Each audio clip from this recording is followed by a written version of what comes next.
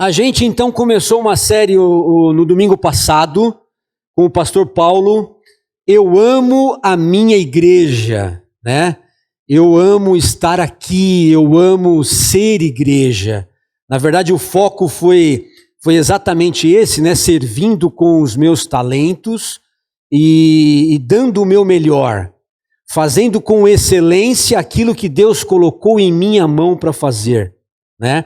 E a gente foi desafiado domingo passado aí de como nós podemos servir melhor ao nosso irmão sendo igreja, aonde nós estivermos sendo igreja.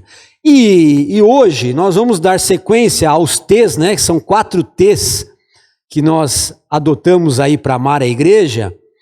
O primeiro com o seu talento e agora com o seu tesouro, né?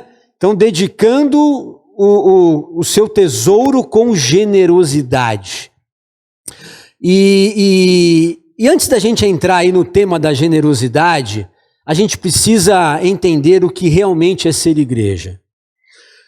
Porque a gente vem de uma cultura muito individualista, gente, né?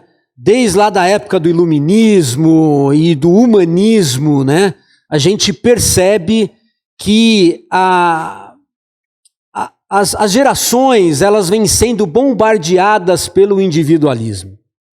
E o coletivo vem perdendo força, os grupos vêm perdendo força, as comunidades vêm perdendo força para dar lugar para o meu eu, né? Então a minha vontade precisa prevalecer, as minhas ideias precisam ser ouvidas, a minha opinião precisa ser destacada, a minha decisão não será compartilhada, eu não vou perguntar para ninguém o que eu vou fazer, porque eu sou dono do meu nariz, eu ganho meu dinheiro. Então a gente vai usando esse pronome possessivo aí, né? Meu, eu, meu, e a gente vai esquecendo do nós, a gente vai esquecendo do coletivo, a gente vai esquecendo da importância e da seriedade de ser um grupo, de ser uma família. E aliás, agora as famílias estão altamente bombardeadas também por conta disso. Então eu não preciso mais dar satisfação na minha casa, né? Os jovens agora que já começam a trabalhar, agora eu tenho meu dinheiro, eu sou independente, né? Então eu não tenho que dar satisfação para os meus pais mais. Essa filosofia, esse estilo de vida individualista, ele também tem atacado a nossa igreja. E a igreja que eu digo não é a igreja local do Horto do IP, é a igreja do Senhor em todo o mundo. Essa filosofia pós-moderna do individualismo, ela ataca as instituições, os grupos e o coletivo. E a hora que a gente vai olhar para a Bíblia, a gente vai perceber que o foco da Bíblia sempre é grupo, não é individual. O foco bíblico de comunhão, de uns aos outros, todas as analogias que a Bíblia fala sobre a igreja é sempre no coletivo, não é o indivíduo. O indivíduo não é destaque na Bíblia. O destaque na Bíblia sempre é o conjunto. Então quando a Bíblia fala sobre igreja, ela fala sobre corpo. E o que é um corpo? É um corpo onde Cristo é o cabeça e os membros estão um trabalhando ao favor do outro, para que esse corpo tenha integridade, seja íntegro, seja completo. Então no corpo nós temos pele, nós temos artérias, nós temos órgãos internos, nós temos membros externos, né? Nós temos cabelo, nós temos dedos, temos tudo. Tudo diferente um do outro. Nem a minha mão direita é igual à minha mão esquerda, né? Nem o meu olho direito é igual ao meu olho esquerdo. É impressionante como nós somos muito diferentes. E essa analogia ela traz para a igreja também. Nós somos pessoas totalmente diferentes, mas quando nós estamos juntos, unidos, um apoiando o outro, nós somos um só corpo, onde Cristo é o cabeça. Existem outras analogias bíblicas também de igreja como uma lavoura, né? De todas as árvores ali, numa lavoura, cada árvore é de um jeito, mas ela pertence, né, a uma única lavoura. Como um edifício sendo construído, cada tijolo é de um jeito. Tem um tijolo mais escuro, mais claro, né? Tem imperfeições, mas a hora que junta todos os tijolos, fica um prédio só. Então, estou dando só essa introdução para a gente entender que a Bíblia, ela sempre vai reforçar a comunidade. Por isso esse tema desse mês, eu amo a minha igreja, é porque eu amo estar em conjunto. Eu amo estar entre os irmãos. Na última oração de Jesus com os seus apóstolos antes de subir, o que ele diz? Ele diz, olha, o mundo vai conhecer a mim e vai dar importância a este evangelho e a minha palavra quando vocês estiverem amando uns aos outros em unidade. Esse é o segredo do evangelho. Então não dá para nós pregarmos o evangelho individualmente. Não existe isso, né? Nós temos que pregar o evangelho sendo corpo, sendo igreja. Porque é no dia a dia com o meu irmão que eu mostro os valores cristãos na minha vida. Não tem como eu dizer assim, eu sou alguém que aprendi a perdoar. Se eu não tiver uma ofensa de alguém comigo em algum momento, como eu vou perdoar se eu não fui ofendido? Percebem? Então, um irmão afiando o outro é o que faz a igreja estar sempre crescendo e apoiando. Muito bem. Então, vamos colocar então a apresentação, por favor. Eu vou tocar daqui. Quando a gente fala de generosidade, se você fizer uma pesquisa no Google, você vai ver que os maiores e os homens mais generosos do mundo são os grandes filântropos, né?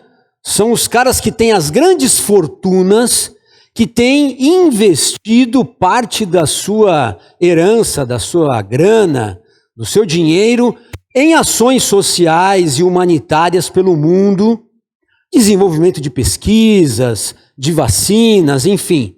Então, qualquer pesquisa que você fizer vai bater esses caras no topo aí, o Warren Buffett, o Bill Gates, tem o Zuckerberg, tem o Bezos. Esses caras, eles têm doado milhões todos os anos e as doações deles já chegam a bilhões, né, nos últimos anos. O Buffett já doou cerca de 30% da sua receita, né? Fugiu a palavra aqui? Do seu patrimônio, exatamente. Então, será que é isso que é generosidade, biblicamente?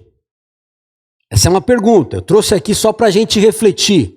Então, na concepção humana, na concepção natural, ser generoso é isso, né? Eles estão no topo lá da pesquisa do Google dos homens mais generosos do mundo, ok? Muito bem. Eu trouxe algumas perguntas aqui para a gente refletir ao longo da mensagem. Generosidade será um sentimento ou será uma atitude? Será que tem a ver mais com a minha emoção, com a minha paixão ou com a minha ação?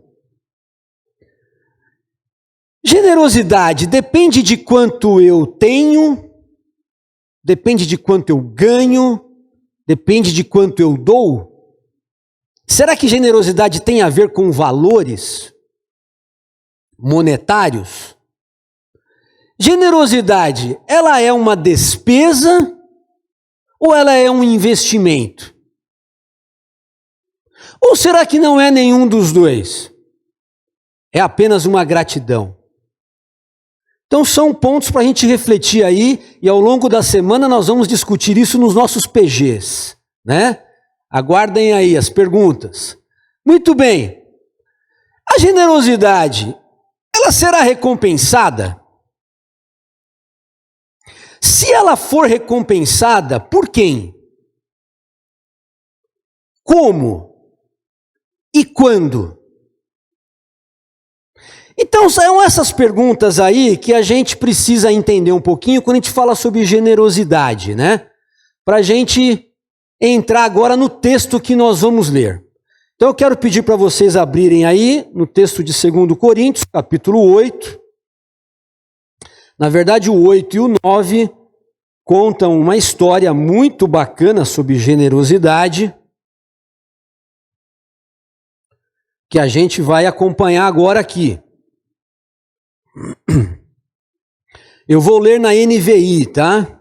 2 Coríntios, capítulo 8. Diz assim, olha, a partir do versículo 1. Agora, irmãos, queremos que vocês tomem conhecimento da graça que Deus concedeu às igrejas da Macedônia. No meio da mais severa tribulação, a grande alegria e a extrema pobreza deles transbordaram em rica generosidade. Pois dou testemunho de que eles deram tudo quanto podiam e até além do que podiam, por iniciativa própria, eles nos suplicaram insistentemente o privilégio de participar da assistência aos santos. E não somente fizeram o que esperávamos, mas entregaram-se primeiramente a si mesmos ao Senhor e depois a nós, pela vontade de Deus.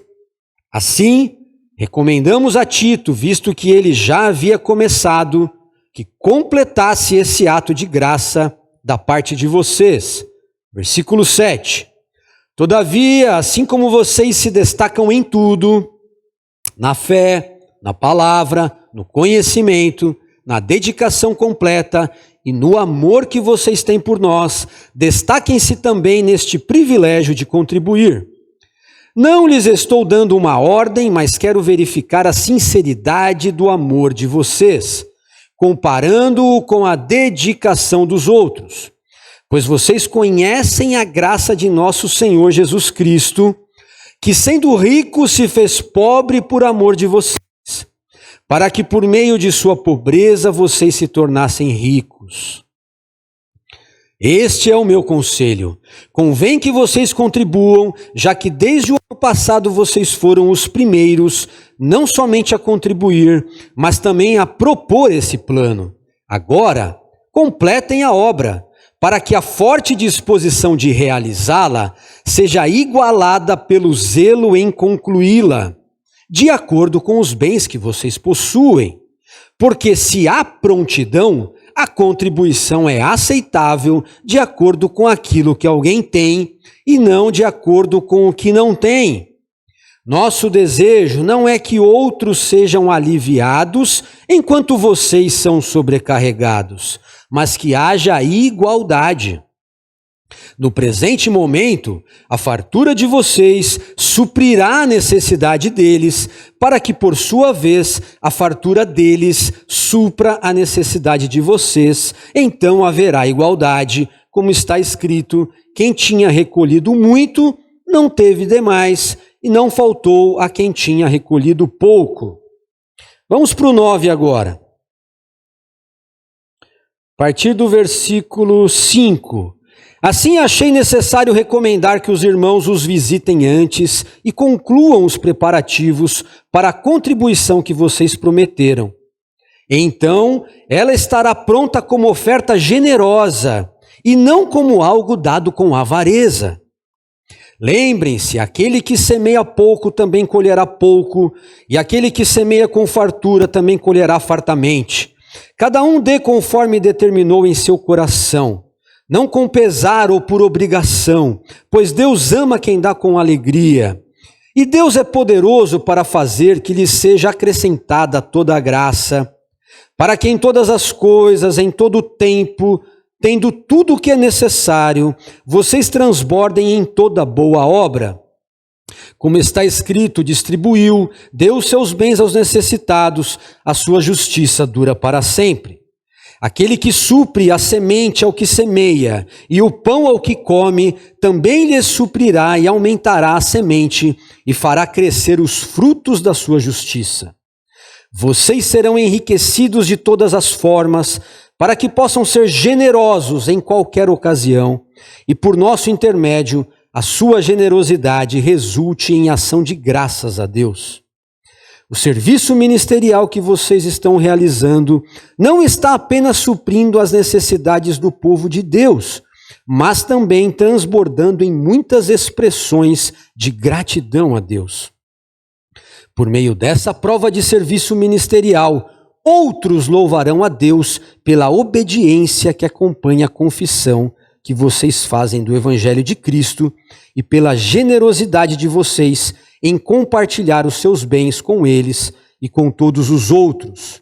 E nas orações que fazem por vocês, eles estarão cheios de amor por vocês por causa da insuperável graça que Deus tem dado a vocês, graças a Deus, por seu dom indescritível. Uau! Que gostoso ler a palavra de Deus, né, gente? Eu adoro. Muito bem, que história é essa? Essa história aconteceu aí há quase 2000 anos atrás, mas ela vai nos ensinar como se fosse hoje. Para vocês terem uma ideia, a igreja de Jerusalém, que era a igreja mãe, da onde todos os apóstolos haviam saído, ela estava passando por grande dificuldade financeira. Parte por conta da perseguição lá em Roma contra os judeus, que foram expulsos de lá sem saírem sem nada. Eles foram expulsos dos seus negócios e da cidade, tiveram que voltar para Jerusalém com uma mão na frente e outra atrás, como diz aí popularmente. Estavam sem nada, desempregados, sem renda, e eles estavam passando por necessidade. Paulo, sabendo disso, ele estava pregando o evangelho em outras cidades da região e ele começou a fazer um chamado, um comunicado para as outras igrejas socorrer a igreja de Jerusalém. E aí ele começa a divulgar isso entre as igrejas. Ele está escrevendo aqui para uma igreja que é Corinto.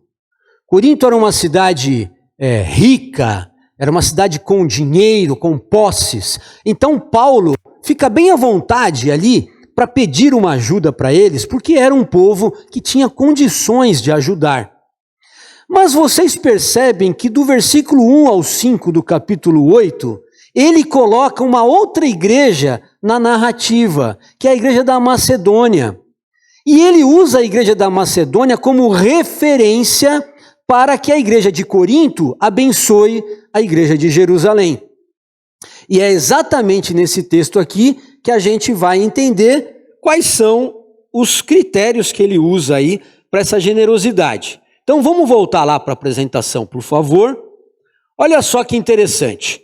Olha as lições que esse texto vai nos mostrar do que é generosidade nos conceitos bíblicos. Tem outras lições aqui, mas eu só destaquei 7. A primeira é que a generosidade é incondicional. Ou seja, nós não dependemos de fatores externos para abençoar as outras pessoas. Isso não depende de quanto que eu ganho. Isso não depende de quanto eu tenho na conta. Isso não depende de quanto está sobrando. Não depende. Prestem atenção no versículo 2. Olha o cenário que a igreja da Macedônia abençoou Jerusalém. No meio da mais severa tribulação e extrema pobreza. Mesmo diante deste cenário, eles estavam com grande alegria, transbordando em rica generosidade. Então o que a gente percebe aqui? Que generosidade não tem a ver com valores. Talvez a oferta da Macedônia, talvez tenha sido a menor de todas as igrejas que Paulo pegou, arrecadou. Porque eles estavam em extrema pobreza. Eles estavam passando por grande dificuldade. A vida deles não estava fácil. Então, muitas vezes nós temos esse pensamento egoísta. Eu só vou ajudar alguém quando a minha vida estiver totalmente resolvida. Sabe quando você vai ajudar alguém? Nunca. Porque a sua vida nunca vai estar totalmente resolvida. Porque a pessoa que tem essa mentalidade sempre vai ter uma desculpa. Ah, não, eu só vou distribuir uma marmita, uma quentinha aí para o morador de rua depois que eu fizer uma boa compra do mês lá em casa. Aí se sobrar. Percebem? Ah, eu só vou ajudar lá na igreja, o pessoal está pedindo lá, mas primeiro eu preciso ver os meus investimentos, eu preciso ver quanto está rendendo agora a minha aplicação, que esses meses aí não está rendendo muito bem, então acho que eu não vou poder ajudar com nada, né? Meu dinheiro não está rendendo, então o banco não está pagando nada. O pessoal pediu aí um cobertor no inverno aí, mas na verdade eu ainda nem fiz aquela viagem de final de ano ainda, né? Talvez eu vou gastar muito com a minha família. Gente, não tem nada de errado em nós cuidarmos e zelarmos pela nossa família.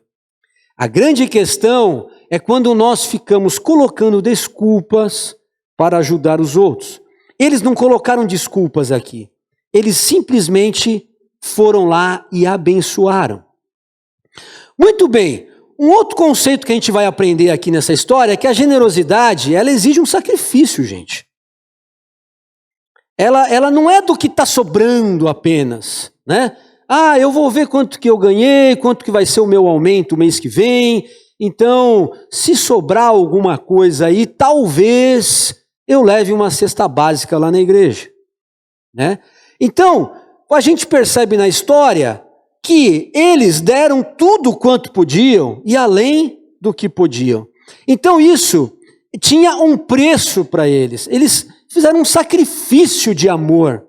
A generosidade envolve você realmente entender o valor que é ajudar uma pessoa que está precisando naquele momento. Ainda que, por conta disso, você talvez até perca alguma coisa. Talvez você vai ter que deixar de comer uma pizza no fim de semana, sabe, para abençoar alguém que está passando fome. Então, essas coisas, elas precisam estar no nosso radar, sabe? Talvez você possa evitar tanto sorvetes e sanduíches e refrigerantes e coisas supérfluas e salgadinhos e tal, para você de repente dar uma quentinha para alguém. Então são coisas assim que a gente pode pensar. Eu estou dando exemplos bem simples aqui, só para a gente entender. O terceiro ponto que essa história nos mostra é que a generosidade, ela é intencional. Tem uma intenção de quem vai dar. Eu não sou coagido a dar, é por livre e espontânea vontade. É isso que faz sentido na generosidade. O texto diz que por iniciativa própria, eles nos suplicaram insistentemente o privilégio de participar da assistência aos santos. O que a gente vê aqui? Que provavelmente, depois deles terem arrecadado algumas coisas entre eles, eles foram entregar essa oferta a Paulo, provavelmente Paulo tenha recusado. Não, gente, vocês não. Eu estou fazendo uma chamada aí para as igrejas aí, mas é para as igrejas que têm mais grana. É Corinto, é Éfeso, Tessalônica, são cidades mais portuárias, ali o comércio está mais vibrante. Vocês, gente aqui da Macedônia, eu nem esperava nada de vocês. Então, por favor, não se preocupem com isso. E aí, qual é a reação deles? Opa, peraí, Paulo, você vai deixar a gente de fora? Quer dizer que nós, só porque temos pouco, não podemos dar um pouco para eles também? Para nós isso é um privilégio. É o que está dizendo o texto aí, olha. Insistentemente eles suplicaram a Paulo para levar a oferta deles. Havia uma intenção. Eles não foram coagidos. Sabe, eu vou levar lá uma cesta básica, porque o pastor todo domingo fala que tem famílias lá que estão sendo, né, que estão precisando. Nossa, eu não aguento mais o Tiago pedir lá, né, para ajudar na assistência social. Esse bazar também, né, vou levar lá. Vê aí alguma roupa aí que não serve mais aí, que a gente ia jogar fora mesmo, não cabe mais nas crianças, vê alguma coisa aí para levar lá para o bazar, assim o pessoal vê que a gente está fazendo alguma coisa aí, porque senão, né, vai pegar mal. Percebem a diferença, gente? Quando a gente entende o que é ser generoso, isso é um estilo de vida, sabe? Não é você dar por dar, não é você dar porque alguém está pedindo, é porque eu faço questão de dar, é porque eu estou atento à necessidade, é porque eu estou andando na rua olhando quem está precisando. É porque eu venho para a igreja olhando que talvez um irmão não tenha o que eu tenho e eu posso repartir o que está sobrando. É uma outra visão de generosidade. Esse texto também nos mostra que a generosidade, ela tem a ver com o nosso testemunho, gente. Não é assim eu pegar uma oferta e dar pontualmente em algum lugar e a minha vida está toda bagunçada. Eu não sei mais, eu não vivo os valores do reino de Deus, mas eu vou ser generoso porque em algum momento eu tenho que dar alguma coisa a alguém. Não é isso. Olha o que a gente vê o texto explicando. Antes deles entregarem a nós, eles se entregaram primeiramente ao Senhor. Percebem? Ali existia uma adoração genuína, ali existia uma vida coerente com a sua oferta. Coerência, gente. Então não é só eu abençoar alguém e a minha vida e o resto do meu dia ser totalmente contrário ao Evangelho. Não, primeiro eu vou me entregar ao Senhor. Eu vou entender o que Ele quer da minha vida. Eu vou consertar a minha vida.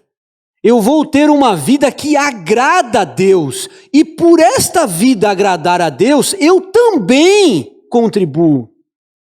A generosidade, a oferta da nossa, ela faz parte de um pacote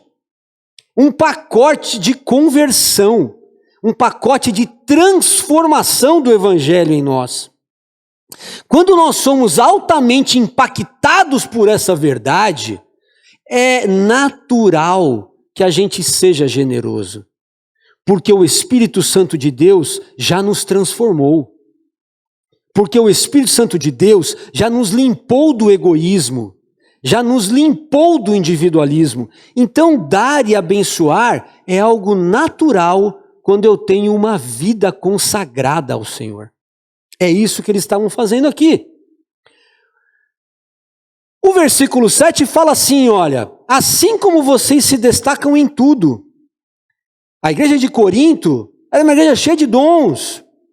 Era uma igreja que estava bombando na fé, na palavra, no conhecimento, na dedicação completa. Eles eram dedicados, eles amavam as pessoas. Olha só, no amor que vocês têm por nós, dediquem-se também no privilégio de contribuir. Então vocês percebem que a generosidade, a contribuição, ela está dentro desse estilo de vida cristão. Então eu não consigo entender um cristão que não é generoso. Eu não consigo entender, porque isso faz parte da nossa essência. A nossa essência de cristão, ela é generosa. Porque Cristo transformou toda a nossa cosmovisão.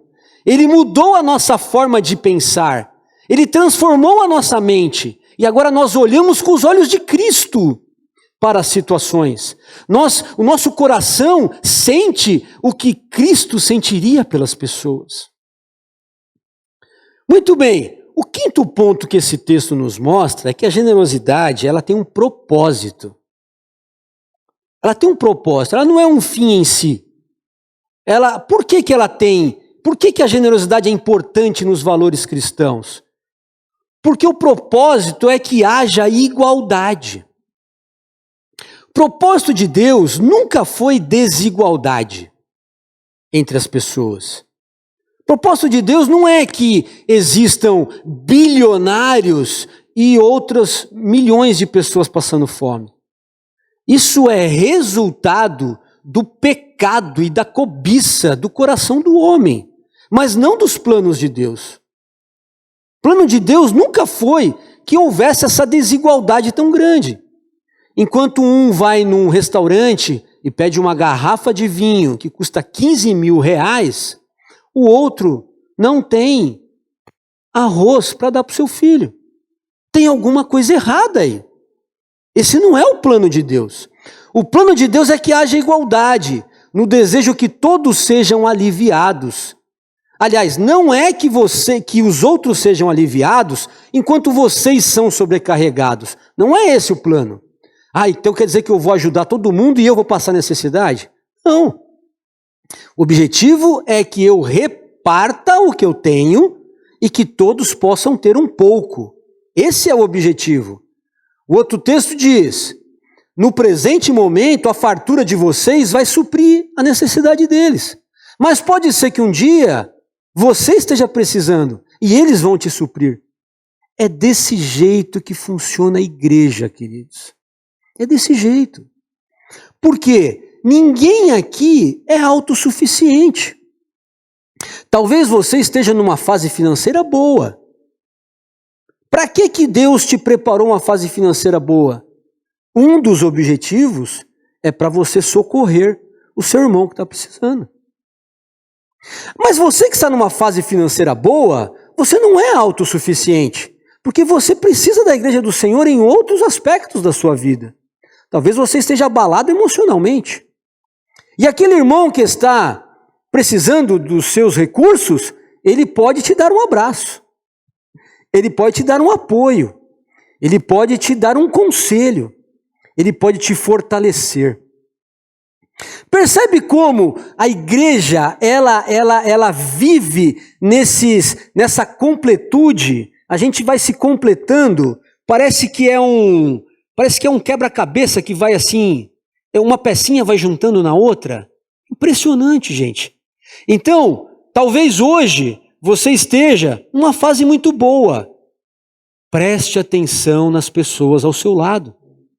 Talvez amanhã você esteja precisando. Talvez um dia você já precisou e alguém te socorreu. E a vida é assim. Então, o grande objetivo, o grande propósito de Deus na generosidade é que haja igualdade. É daí que vem a origem da palavra humildade. Somos todos no mesmo nível. Não há pessoas melhores ou maiores ou piores porque tem um emprego melhor ou porque está desempregado. Isso não existe para Deus. Nós somos a essência, não o que nós temos. Nós somos quem nós somos, o que nós pensamos, o que nós expressamos, não quanto nós temos no banco. Isso é um fator muito importante. O sexto ponto é que a generosidade, ela tem um caráter espiritual. Olha o que o texto diz.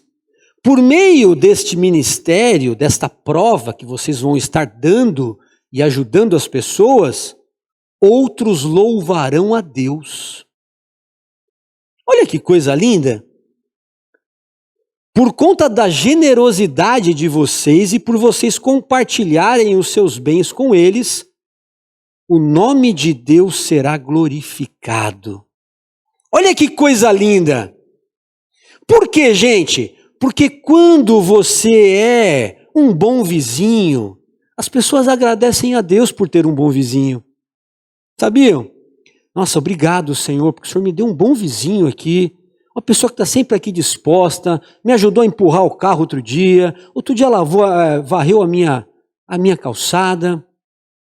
Né? Não é um vizinho que me incomoda, não deixa o som alto, deixa eu dormir, as crianças em paz. Obrigado, Senhor, por esse bom vizinho que o Senhor colocou aqui.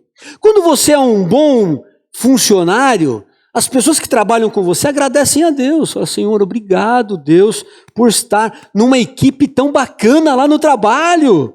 A equipe está unida, o pessoal está trabalhando junto, em prol de um mesmo objetivo. Há uma competição, mas é sadia. Não tem ninguém puxando o tapete do outro. Obrigado, Senhor. O Senhor me colocou num bom ambiente de trabalho. As pessoas glorificam a Deus. Quando nós fizemos aqui uma arrecadação aqui de mais de 10 toneladas de alimentos, junto com a igreja, com a pastoral católica, distribuímos mais de 750 cestas básicas, só naquele mês. O que vocês acham que os nossos vizinhos aqui pensaram? Ah, que igreja horrível que nós temos aqui, não? Nossa, fica fazendo arrecadação para ajudar as pessoas?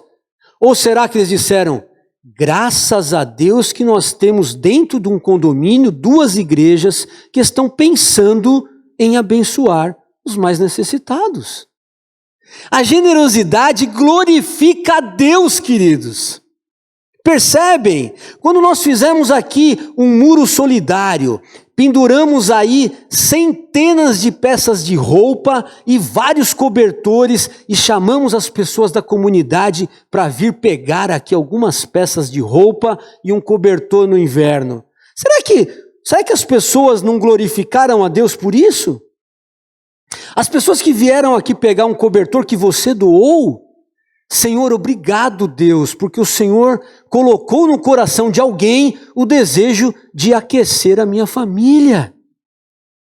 Isso louva a Deus, gente. Quando nós fomos lá distribuir lá as marmitex lá na Cracolândia, você acha que as pessoas não glorificam a Deus por receber uma quentinha? Nós estamos agora no bazar solidário, abençoando vidas. Glórias a Deus por tudo isso. E no dia 31 nós vamos lá doar o sangue. Será que a pessoa que está recebendo uma bolsa do seu sangue, depois de sofrer um acidente, ou o seu filho fazendo um transplante, será que não vai glorificar a Deus pelo sangue que você foi doar? Glória a Deus, Jesus, obrigado. Meu filho estava à beira da morte, precisou de 13 bolsas de sangue. E o Senhor preparou as pessoas para virem aqui doar. Gente, isso faz toda a diferença. Isso glorifica a Deus. Muito bem. E por último, a generosidade tem uma referência. Todos os valores cristãos que há na Bíblia, queridos, para o povo de Deus, existe um modelo para nós copiarmos. Não tem nada que Deus peça na Bíblia para o seu povo fazer que primeiro ele não deixou um exemplo. Qual é o exemplo? Pois vocês conhecem a graça de nosso Senhor Jesus Cristo, que sendo rico, se fez pobre, por amor de vocês, para que por meio da pobreza vocês se tornassem ricos. E não foi exatamente isso que Cristo fez? Deixou o seu trono, deixou a sua majestade, deixou o seu reinado, deixou a sua glória e se encarnou num pobre judeu carpinteiro para trazer para nós a salvação, a libertação, o poder de Deus que transformou as nossas vidas. Antes nós éramos inimigos de Deus, agora nós somos amigos e filhos amados do Pai. Nos transportou do reino das trevas para o reino do Filho do seu amor. Hoje nós estamos no reino da luz. Pela pobreza de Cristo nós somos ricos. Nós somos herdeiros das regiões celestiais. Em Cristo Jesus, somos co-herdeiros de toda a eternidade com o Pai. E Ele está preparando lugares e casas celestiais para que nós estejamos com Ele por toda a eternidade. Isso é a riqueza que nós recebemos. Nós estávamos afundados no pecado, no egoísmo, na ira. Nós estávamos afundados na fofoca, na mentira, na cobiça. Nós estávamos afundados em tudo isso. E aí o Evangelho de Cristo vem com essa palavra poderosa e nos liberta, nos transforma. E agora nós conseguimos perdoar, agora nós conseguimos abençoar, nós conseguimos ser generosos, nós conseguimos estender um ombro amigo, nós conseguimos nos preocupar com o nosso irmão e amar essa igreja, amar esse corpo. É isso que é a igreja, gente. Ele nos deixou o modelo, ele nos deixou o exemplo para que a gente vá e faça o mesmo. Na nossa força? Não. No poder do Espírito Santo de Deus que habita em você e que habita em mim. Hoje nós podemos, então, ser generosos. Esse, então, é o modelo que nós temos.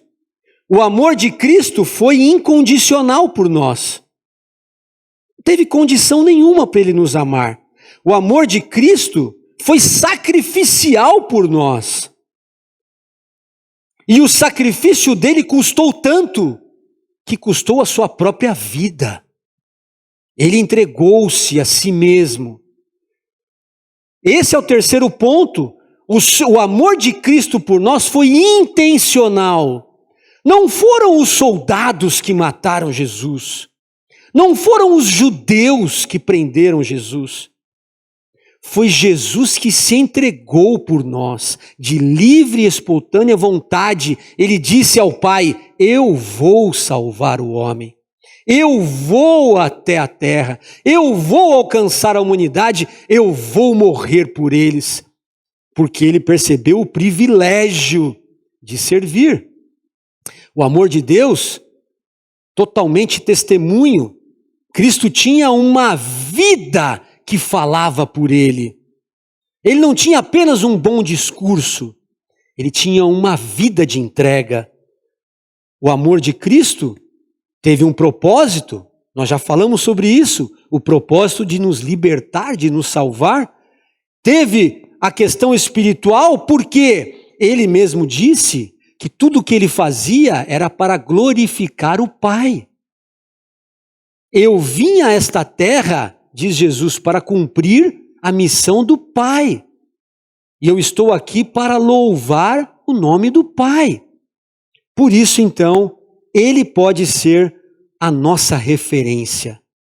Cristo é a nossa referência. Se nós vamos sair daqui hoje mais convictos dessa generosidade, é porque Cristo está habitando em nossos corações. Nós não somos melhores do que os outros por conta disso. Não é porque nós ajudamos, contribuímos e abençoamos que nós somos uma classe e um grupo de pessoas melhor do que os outros. Não. A única diferença é que nós estamos abertos para o mover de Deus dentro de nós. Nós então entendemos o que é fazer parte do corpo de Cristo, o que é fazer parte da igreja do Senhor. Amém?